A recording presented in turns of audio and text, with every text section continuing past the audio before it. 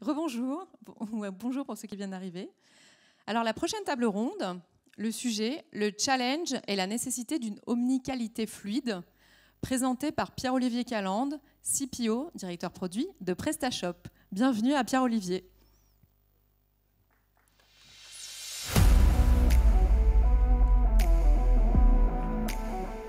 Bonjour à tous, merci Asman. Je suis ravi d'être ici et de participer à mon premier PrestaShop Day. Effectivement, j'en ai beaucoup entendu parler et puis aujourd'hui, c'est une réalité. Je suis ravi d'accueillir aujourd'hui donc pour parler omnicanalité et fluidité de l'omnicanalité Pierre Karambelec, VP Sales de Adyen. Bienvenue Pierre.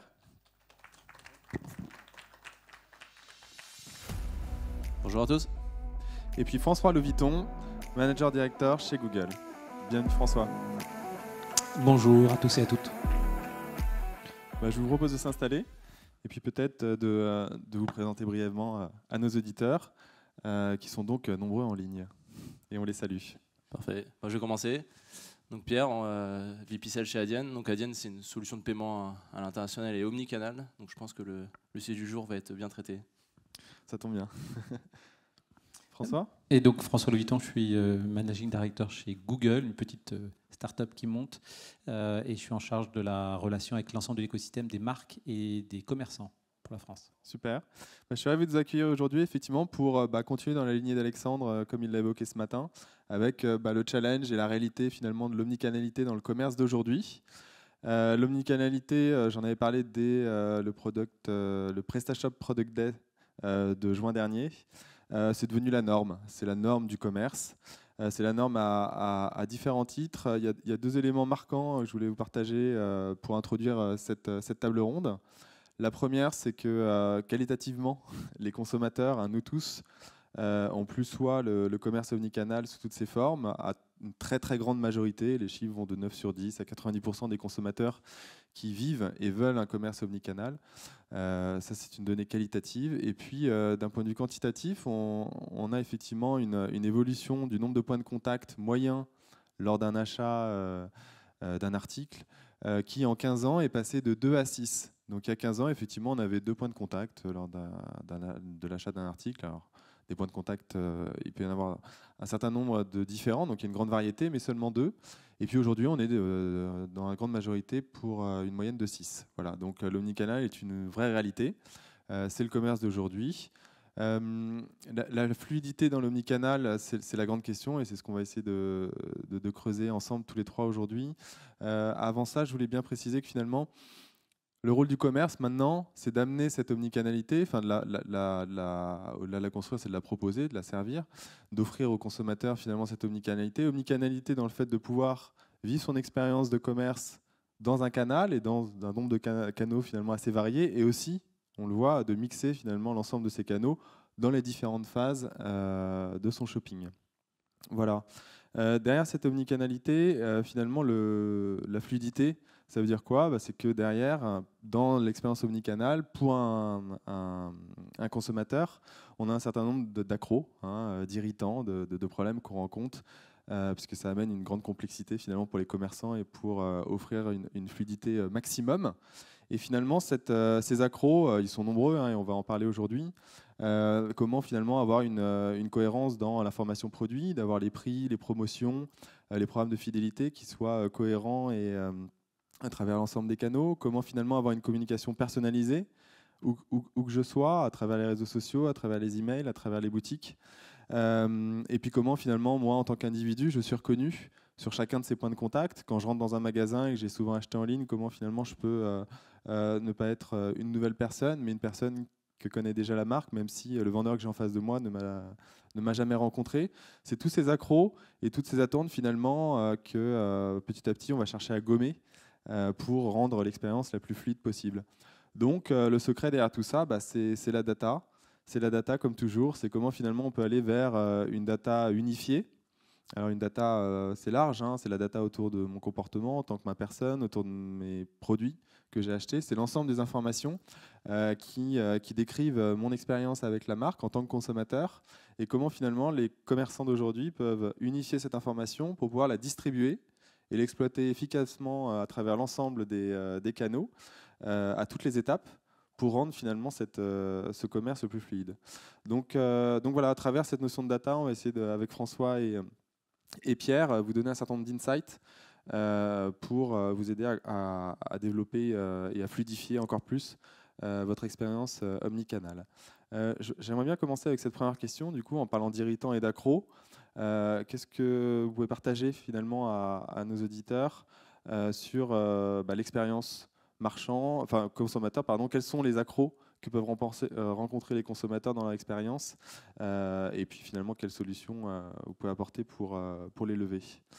Pierre, peut-être? Ouais, je vais commencer. Très bonne question, hein. Je pense qu'on parle avec pas mal de retailers, de marques qui sont justement sur l'omnicanal. Je pense qu'historiquement, il y avait peut-être un manque d'innovation, il y avait des acteurs qui travaillaient justement sur certains canaux, et je pense que maintenant l'omnicanal est vraiment devenu la norme, et je pense qu'on peut aller même encore plus loin avec le commerce unifié, vraiment la possibilité de reconnaître un client sur tous les canaux de vente, et je pense que c'est un élément qui aide vraiment les marchands à améliorer l'expérience client. En termes d'irritants, je pense qu'on les connaît tous, hein. Les boutiques, les problèmes de stock, les queues, c'est ça qui est un gros irritant pour la partie physique. Et pour la partie e-commerce, c'est problème de taille, est-ce que le produit va bien être à ma taille, est-ce que les retours sont simplifiés, est-ce que j'arrive à payer, parce que c'est malheureusement un irritant sur chaque site ou boutique, hein, il faut payer. Et c'est pour ça que aussi l'expérience de paiement peut avoir beaucoup de sens. Et surtout maintenant avec l'expérience, avec le 3D Secure qui est devenu obligatoire, une étape supplémentaire, donc comment la rendre moins irritante, c'est un enjeu clé pour les retailers. Peut-être avant de parler des irritants, je voulais partager aussi sur ce qu'on peut mesurer nous sur nos plateformes chez Google. On a à peu près 7 plateformes avec plus d'1 milliard d'utilisateurs dans le monde et on regarde un petit peu les comportements sur chacune de ces plateformes, le moteur de recherche, YouTube, Google Maps. Le premier constat, c'est que les 2 ans qu'on vient de vivre, un peu de Covid et de pandémie dans le monde, ont été, et on l'a déjà dit dans la presse, donc je redis ce qu'on a tous lu, mais un vrai accélérateur. C'est-à-dire qu'on n'a pas vu l'émergence de nouveaux comportements. Les comportements qui sont aujourd'hui connus étaient déjà là, mais peut-être embryonnaires. Et on a plutôt une accélération d'usage. Ce qu'on dit, c'est selon les pays, c'est entre 3 et 5 ans d'accélération en 1 an. Donc un bond en avant. Et qu'est-ce qu'on a vu? Le premier, c'est effectivement l'accélération de l'e-commerce, donc l'accélération de l'achat en ligne, avec des croissances notamment en France à 2 voire 3 chiffres. Mais ce dont on aura moins parlé, c'est effectivement de la croissance de ce que tu appelles l'omnicanalité, et qui est finalement ce comportement des consommateurs qui ont un téléphone mobile, un ordinateur chez eux et qui ont passé beaucoup d'heures devant leur ordinateur et qui ont massivement déplacé un certain nombre d'usages sur le digital, là où avant, effectivement, ils se déplaçaient éventuellement physiquement. Ça, c'est le premier point. Le deuxième point que je voulais évoquer, c'était le fait que on a fait une étude assez intéressante qui concerne plus l'e-commerce pur, mais qui peut se transposer assez facilement à l'omnicanalité. C'est qu'est-ce qu'attendent les consommateurs et comment le choix se fait d'acheter dans une enseigne A ou dans une enseigne B. Et cette étude a montré quelque chose de très important, c'est que le comportement des utilisateurs, c'est j'ai une intention d'achat qui est un produit. Par exemple, je vais acheter un iPhone, mais à partir de là, je vais avoir associé à ce produit un marchand préféré qui correspond, et là c'est là où c'est important, et ça va faire le lien avec la partie friction, qui correspond au marchand avec lequel j'ai eu la meilleure expérience. Et ça c'est important parce que ça veut dire qu'après, tout est lié par rapport à ce premier contact. Donc je vais aller sur le site marchand préféré, on va dire, et ensuite je vais challenger la proposition de ce marchand en allant consulter des offres alternatives. Et c'est les fameux touchpoints dont tu parles qui sont beaucoup plus importants que 6 en fait, puisque finalement je vais consulter du contenu vidéo, je vais consulter de l'information, je vais consulter des horaires de magasins. Et là, en fait, je suis plutôt à potentiellement 20, 30, 40 points de contact. C'est 6 en moyenne, hein, exactement. Donc il y a une grande diversité. Voilà. Et je vais challenger finalement la proposition du marchand initial que j'ai considéré avec d'autres marchands. Et sur la partie e-commerce, c'est entre 4 et 6 sites e-commerce qu'on va consulter. Et je vais passer par des intermédiaires qui sont aussi, par exemple, la plateforme YouTube si je veux voir une vidéo pour m'inspirer, ou par Google Maps si je veux connaître, encore une fois, les horaires de magasin. Donc ça, c'est intéressant de comprendre que l'expérience client est fondamentale dans finalement la capacité de capter. Et puis après, qu'est-ce qui se passe? En fait, c'est effectivement, je vais avoir tous ces touchpoints auxquels il va falloir finalement répondre. Et je citais l'exemple de YouTube ou de Google Maps. Et c'est important pour un marchand de comprendre que non seulement l'expérience qu'il délivre sur son site doit être exceptionnelle pour pouvoir fidéliser son client, entre guillemets, qu'il puisse considérer à nouveau un achat sur son site. Mais ce qui est aussi très très important, c'est de considérer et de comprendre que le client va aller sur d'autres plateformes chercher de l'information. Et c'est mon troisième point, et je pense que c'est important qu'on en parle aussi, c'est quand on parle d'omnicanalité, je pense que si vous parlez autour de vous, nous on est tous dans ce domaine-là, on est un peu experts, mais si vous parlez dans votre famille, dans vos amis, est-ce que tu es un client omnicanal? Les gens vont vous regarder avec des grands yeux en disant c'est quoi ce terme, quoi? Moi je suis un client. J'ai des envies, j'ai des produits que je veux acheter, mais je ne suis pas un client omnicanal. Et en fait, l'omnicanalité, finalement, c'est un mot un peu valise, et la réalité derrière, elle est extrêmement plus variée que ça. C'est un client omnicanal, c'est un client qui va chercher effectivement de l'inspiration avant d'aller au magasin, donc il va aller sur différentes plateformes, et plutôt sur des contenus inspirationnels qui sont plutôt de la vidéo. Ça, c'est un des éléments d'omnicanalité, mais qui est différent ensuite de quand je cherche des horaires de magasin pour connaître mon trajet pour aller dans un magasin, ou quand je vais aller sur le site. Et en fait, la définition de l'omnicanal finalement n'existe pas, parce que c'est une somme de tâches et de besoins élémentaires qu'un client a et qui va satisfaire en allant voir différentes plateformes. Et c'est là où c'est complexe, parce que pour un commerçant, en fait, il faut qu'il se mette à la place de son consommateur, de son client, et de comprendre quels sont évidemment les lieux où va son client. Ça serait trop facile de dire finalement j'ai la réponse omnicanal. Il n'y a pas une réponse omnicanal à un comportement, il y a une multitude de réponses. Alors comment du coup, à travers la diversité, la richesse de ces différents points de contact, donc de ces différents leviers, à différents moments finalement de l'expérience d'achat, un marchand peut apporter cette expérience qui va être finalement un vrai game changer et un vrai choix pour attirer et fidéliser ses clients par rapport à d'autres marchands justement. Donc quelle va être la subtilité qui va lui permettre justement d'arriver à lever ces irritants, ou plutôt c'est pour ça que je le prenais sous l'angle des irritants, c'est quels sont les irritants qu'aujourd'hui les consommateurs rencontrent qu'il va falloir gommer demain pour pouvoir proposer une expérience complètement fluide. Alors je pense qu'il y a un premier irritant majeur, c'est le fait de ne pas être présent là où le client recherche un produit ou un marchand. Encore une fois, je vais prendre un exemple très concret. Ne pas être présent sur Google Maps avec son magasin, ses informations, ses horaires, ça c'est un irritant majeur, parce que l'intention, encore une fois, le client vient avec une intention en disant tiens, j'ai envie d'acheter tel produit chez tel marchand, parce que je me souviens de ce marchand, j'ai acheté un produit il y a 3 mois, on en a parlé. S'il ne trouve pas l'information de ce marchand sur la plateforme sur laquelle il va, c'est un premier irritant majeur. Donc le premier irritant, c'est de ne pas être présent. Très juste. Après, bien sûr, le deuxième irritant, c'est la qualité de l'information. C'est-à-dire que, est-ce que quand je vais sur une de ces plateformes, l'information qui est proposée est juste? Enfin, je pense que vous faites l'expérience comme moi, quand les horaires ne sont pas à jour, c'est un irritant majeur. Si mes horaires... Et à partir de là, en fait, ce qu'il faut comprendre, c'est que dans l'esprit du consommateur, une information de mauvaise qualité ou un contenu de mauvaise qualité renvoie à une expérience de mauvaise qualité. Et si vous revenez sur mon propos initial, si l'expérience est mauvaise, le client ne reviendra pas. Il fera peut-être une tentative une fois, mais il ne reviendra pas. Complètement. Et donc après, quand on rentre dans le catalogue produit, finalement, je recherche de l'information sur les produits. Si on reprend l'exemple que tu avais avec cet iPhone, je recherche un iPhone, j'ai trouvé une offre au sein de Google Shopping, par exemple. Et comment cette information, enfin, quels sont les types d'irritants que je vais rencontrer moi en tant que consommateur face à l'information que j'ai trouvée dans Google Shopping, est-ce que je vais pouvoir potentiellement rencontrer en magasin? Alors là aussi, il y a la qualité, bien sûr, de l'information produit, mais aujourd'hui, je pense que là-dessus, la plupart des commerçants ont fait des progrès significatifs sur la manière dont ils remontent la fiche produit. Finalement, si elle est présente sur leur site e-commerce, ils arrivent à l'exporter sur les différentes plateformes. Si on revient sur l'omnicanalité, le point important, c'est de pouvoir donner la disponibilité du stock. Est-ce que le produit est disponible ou pas? Et s'il est disponible, dans combien de temps je peux l'avoir? Parce qu'il peut être disponible avec un stock distant. Donc ça, c'est l'irritant majeur de information disponible et pertinente. C'est-à-dire, je sais que le produit est disponible chez le marchand, mais je veux savoir est-ce que je peux y aller maintenant, demain ou samedi. Voilà, donc comment cette information, on peut finalement, si je résume ce qu'on vient d'échanger, à un endroit donné, donc à un endroit avec un fort trafic, où il y a des fortes attentes des consommateurs, avoir une information produit fiable et riche qui permet de donner en détail où je vais retrouver le produit qui m'intéresse avec le stock, que ce soit en ligne bien entendu ou directement dans telle ou telle boutique. Exactement.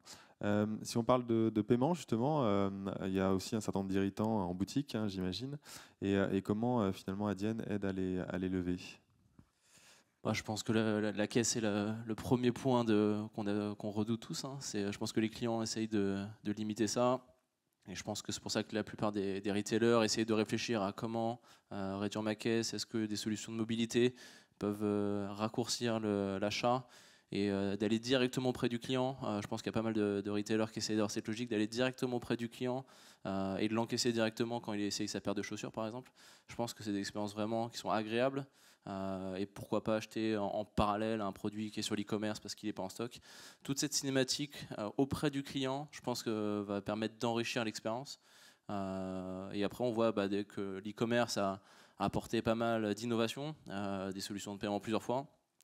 Je pense qu'avec l'avenir, on proposera des solutions de paiement plusieurs fois dans les boutiques pour permettre de transposer cette expérience parce qu'un client il ne comprend pas forcément, comme tu disais, pourquoi l'expérience est différente en e-commerce qu'en boutique. Donc je pense que les clients veulent maintenant des cinématiques identiques dans leur expérience pour pouvoir acheter tranquillement. Oui, c'est ça. Donc effectivement, à travers l'ensemble des canaux, l'omnicanalité, j'en suis peut-être pas conscient. Par contre, je m'attends à avoir la même proposition de valeur où que je sois, parce que je ne comprendrai pas pourquoi, ou je ne comprends pas aujourd'hui, et c'est assez normal, qu'une marque me propose une expérience A à un endroit, une expérience B à l'autre. Quand on parle de paiement en plusieurs fois, justement, qui naît au sein des boutiques physiques, est-ce que c'est quelque chose qui est déjà actif sur les autres canaux digitaux? Parce que l'omnicanal, c'est oui, le on et le off, certes, mais dans le on, il y a effectivement une grande diversité de canaux. Et on peut avoir effectivement aussi la vente directement par téléphone. Donc, est-ce que sur les autres canaux, en dehors du off, on arrive à homogénéiser les méthodes de paiement? Alors c'est sûr que ça change beaucoup pays par pays. On voit que chaque pays a ses propres habitudes d'achat. On voit quand il y a une grosse émergence des paiements plusieurs fois, en particulier en France, hein, mais dans tous les pays d'Europe, on voit que cette logique arrive aussi. Hein. Et c'est pour ça, je pense que c'est important d'arriver à dire ne pas s'arrêter aux frontières de la France et quand on va à l'international, d'arriver à s'adapter à chaque client, à chaque pays. C'est là-dessus aussi qu'on va fidéliser et garder un client parce qu'il va avoir une expérience identique en fait. Je pense que dans le travel aussi, on a eu beaucoup cette homogénéisation des processus et je pense que le retail maintenant commence à réfléchir de pourquoi en France ou en Italie j'aurais une expérience différente. Autant avoir quelque chose d'unique et le client qui demain change de pays va être capable d'avoir la même expérience d'achat et je pense que c'est un bon moyen de le fidéliser. Ok, merci beaucoup à tous les deux. On peut enchaîner du coup avec la deuxième question, c'est-à-dire quelles clés simples on peut offrir ou en tout cas vous pouvez partager avec nos marchands qui sont donc des PME hein, pour unifier simplement finalement cette donnée pléthorique et riche afin de pouvoir la distribuer dans l'ensemble des différents canaux. Je vais commencer. Je pense que tout simplement avoir les bons outils, hein, déjà avoir des outils qui soient omnicanaux. Nous on différencie deux solutions, c'est que souvent on dit c'est parce qu'on a une solution omnicanal que toute la reconnaissance client fonctionne automatiquement, mais on peut dire déjà on va juste agréger la data en fait. Typiquement quand on paye sur l'e-commerce, on a l'adresse de livraison, quand on vient en magasin, on sait à peu près où est situé le magasin et on peut voir où viennent les clients. Et donc pourquoi ne pas regarder et au final comparer les adresses de livraison et les présences de magasins. Et souvent on arrive à agréger pour des magasins et dire on peut vous montrer vos zones de chalandise et des idées pour ouvrir des nouveaux magasins dans certains quartiers en fait. Donc souvent c'est de la data qu'ont déjà les marchands mais qui ne regardent pas forcément. Ils n'imaginent pas l'utiliser comme ça. Et souvent, de l'agréger, de leur montrer sous une nouvelle façon, d'avoir des rapports préparés pour eux, ça leur donne des idées et justement, ça leur permet de mieux reconnaître leurs clients et de mieux utiliser la data. Donc, effectivement, ton conseil qui est simple mais judicieux, c'est d'utiliser tout simplement les solutions qui sont nativement omnicanales et qui permettent mécaniquement d'agréger directement la donnée, je dirais, sans effort. Et quand on parle justement de données de paiement, l'historique de paiement d'un marchand, d'un consommateur, avec cette capacité d'agrération, est-ce que c'est une donnée qui est attendue par les consommateurs et comment elle est rediffusée à travers l'ensemble des canaux? Ouais, encore une fois, le client, lui, s'attend à être reconnu, s'attend à être bien traité, à être fidélisé. Donc c'est pour ça que maintenant la technologie permet de reconnaître un client juste avec sa carte de crédit en fait. Et on va être capable de dire j'ai déjà vu ce client sur l'e-commerce ou sur notre boutique. Et on peut au final retrouver ses achats via sa carte de crédit en fait. Donc ça peut être un moyen de l'associer typiquement à une carte de fidélité, dire voilà pourquoi pas demain, et certains marchands le font déjà, hein, de connecter l'ID fidélité ou en tout cas l'ID client à la carte de crédit. On pourrait même dire demain je peux au final si le client veut enregistrer son moyen de paiement, le redébiter depuis son compte fidélisé en fait. Donc voilà, je pense que c'est dans les attentes des clients. Maintenant, on reste aux marchands de s'adapter, d'essayer de proposer ces expériences d'achat. Okay, merci beaucoup Pierre. Et toi François, quel conseil tu donnerais du coup aux PME pour justement unifier simplement cette donnée et la distribuer? Alors, je pense que le mot qui peut faire peur pour une PME, c'est unifier justement. C'est de dire, oula, attention, j'ai déjà pas forcément toutes les données qu'il faut. On me parle déjà d'unifier pour voilà. Même si c'est effectivement, comme tu le dis, hein, Pierre, important d'avoir et de se reposer sur les outils du marché. Moi, mon conseil, ça serait de faire au départ assez simple. C'est-à-dire que, encore une fois, on a expliqué qu'il y avait des parcours clients qui passaient par différents points de contact. C'est pour une PME de se dire, par rapport aux produits que je vends, de poser des hypothèses ou avoir des études qui permettent de savoir quelles sont finalement les plateformes principales sur lesquelles va aller mon client ou sur lesquelles vont aller mes clients. Et de se dire, voilà, par exemple, finalement, je vends un produit de mode, donc les gens vont sans doute chercher un peu de l'inspiration, donc il est probable qu'ils aillent sur des plateformes sociales ou sur YouTube parce qu'il y a de plus en plus de contenu et de plus en plus des gens, à peu près 60% des gens qui expliquent qu'aujourd'hui ils ont vu un contenu sur YouTube qui leur a donné envie d'acheter. Donc, du coup, YouTube va être considéré. Après, sur une autre PME, ça sera plus effectivement un marchand très local et du coup, il sait qu'il va poser l'hypothèse que les clients viennent sur Google Maps parce que c'est un point d'entrée majeur. Ça peut être je sais pas, un centre de réparation, par exemple, ou ce type-là. Donc, identifier ces plateformes, en plus de son site e-commerce, et à partir de là, se dire et un peu faire l'audit de comment je suis présent sur chacune de ces plateformes-là et comment ma donnée est présente pour faire une sorte d'audit sur est-ce que je suis présent et deux, est-ce que ma donnée est de qualité. Et toutes ces plateformes ont des interfaces utilisateurs, ce qui permet un peu de faire un peu l'état des lieux et de se dire j'ai peut-être déjà avant un travail de mettre à niveau ma donnée qui va ensuite être mise à disposition de ces plateformes-là. Et après, une fois que j'ai identifié les données qu'il me fallait pour être sur ces plateformes et travailler la qualité de ces données, ça c'est extrêmement important parce qu'aujourd'hui, un des frictions majeures, c'est l'absence de qualité.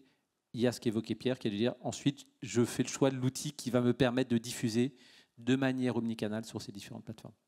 Super. Merci beaucoup à tous les deux pour vos insights. Donc, si je résume, il y a bien 2 étapes. Mettre en qualité la donnée. Et la donnée non qualité, effectivement, ne pourra pas vraiment bien être exploitée. Et utiliser des solutions nativement omnicanales qui vont permettre de diffuser du coup, cette donnée à travers l'ensemble des canaux. Je vous propose de passer donc à la 3e question pour se projeter finalement dans le futur, plus ou moins proche. Aujourd'hui, pour rappel, hein, le commerce physique représente 87% du commerce de détail. Donc le digital, effectivement, même s'il grandit d'année en année, représente seulement aujourd'hui 13%.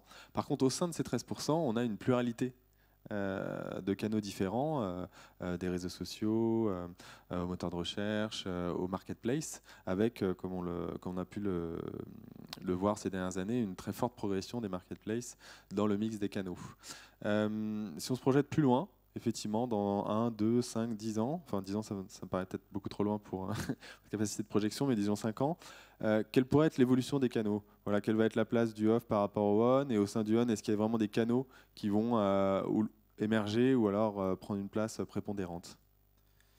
Voilà, j'ai pas des dons de voyance, mais je pense que de toute façon, c'est les clients qui vont définir où ils ont envie d'aller. Je pense que tous les canaux resteront. Je pense qu'il y aura un équilibre qui va se faire au bout d'un moment.